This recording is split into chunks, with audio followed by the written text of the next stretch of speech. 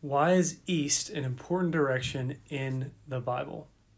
Well, for one, when Adam and Eve sin in the Old Testament, Genesis 2 and 3, they are sent out as a consequence of that east of the Garden of Eden. And actually, God sets up two cherubim, two angels, to guard the entrance to the Garden of Eden so that they can't make it back into paradise, that Garden of Eden.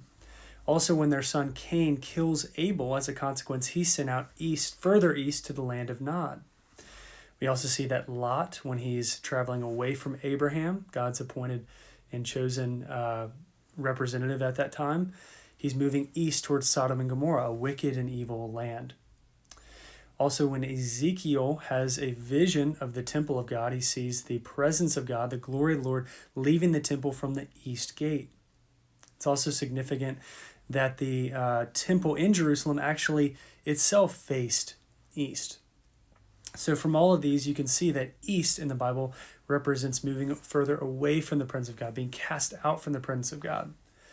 So then you might ask, then why was the temple in the Old Testament and the tabernacle, why did the entrance to those face east? And that's because the priest would have to come in through the east, and then he would enter into the Holy of Holies, which was in the west, the west part of the tabernacle and the temple, to enter into the presence of God, which was located west.